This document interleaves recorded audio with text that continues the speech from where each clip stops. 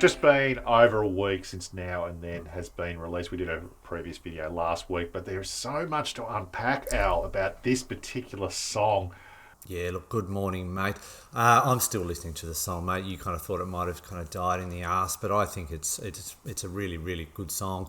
And the fact it's gone to number one in the United Kingdom, to me, is not a real surprise. It'll be interesting if it still remains number one for that magical Christmas spot. Many punters would probably say no.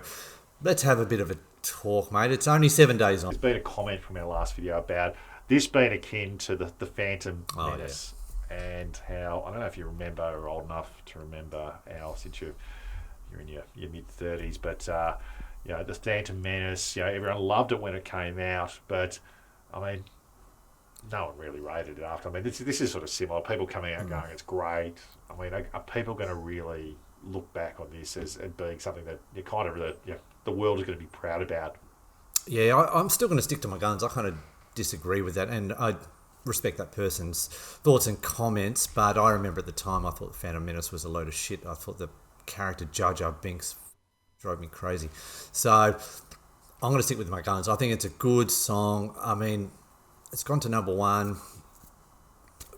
Hardcore Beatles fans, I can understand why they might not think it's the greatest song. There are different versions out there, and to be fair, I'd be keen to actually listen to those and do a comparison. We might do a special video on that, mate, because I know you've heard some different versions and you rate them more. But let's talk about what about the film clip? The film clip, I mean, that came out a couple of days after. I mean, I was expecting big things, mate. This is Peter Jackson. Peter Jackson, look, I'm going to take this on. I've given you my audio tech to get his voice. I'm going to do the video. And I'm sure they're going, wow, it's Peter Jackson. Yeah, look, I do agree with you there, because I initially saw the video, and of course it's all nostalgia and it takes you back and it's emotional. But when you watch it the second, third, fourth time, you go, I don't know, the quality wasn't that good and the technology's there. But then I kind of thought maybe he was purposely making it look, a little bit jiggy. I don't know. Little bit creepy, wasn't it? Little bit creepy. I mean, it's sort of seeing John Lennon, do this with the waving. It kind of got a bit old. I mean, they repeated that, and he was doing the thing with the orchestra, and you're going, it just, you know what? Just because you can doesn't mean you should. And I clearly he hasn't done a music video before. I think he sort of said so much, but you compared this particular video to the one that the Rolling Stones did with Angry, and I'm not sure if you've seen that.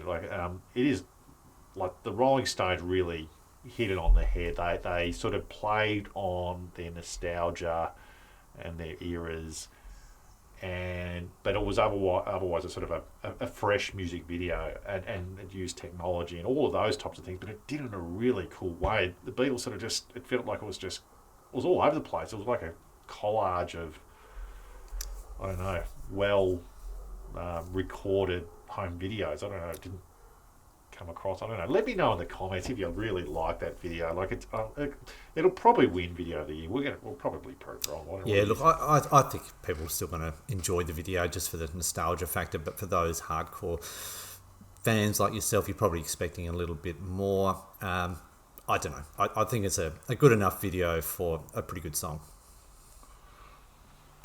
Now, we're going to go through our final topic now. We've had a lot of comments about George Harrison, and the video was about George Harrison really and his thoughts around Now and Then.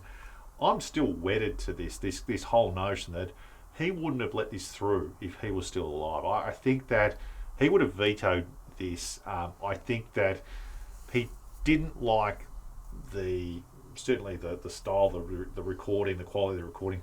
I wouldn't have been surprised if he also had questions about how much material was there to actually work with. I'm going to double down on this. Look, I need to see somebody say something to that. People saying in the comments that, well, hang on, but I just can't see him actually saying yes to this. I reckon he would have been reluctant about Free as a Bird and Real Love.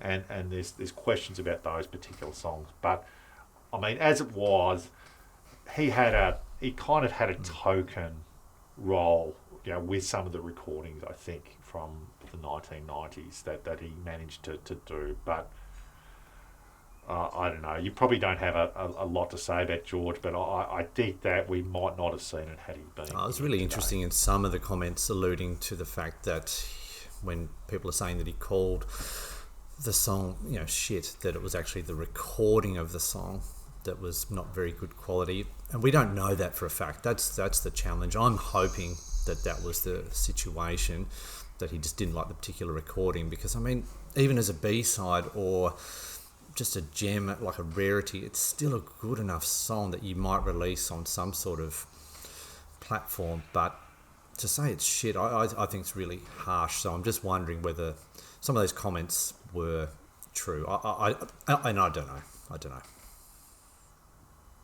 Yeah, look, I don't know. Look, I think still, I'm still of the view that it was a little bit undercooked. They did the best they could possibly do with it, but I think, and this is I guess what I put out to a lot of people is that, with AI and with AI doing what it could do in being able to have John Lennon sing different things, so that's what the technology can do.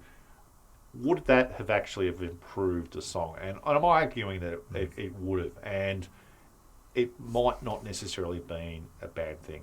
So I could envision using bits of what he did record with bits that he didn't record that the computer generated that made it sound like John Lennon's voice. Now, that's a bit controversial, but I think you would have gotten a better product.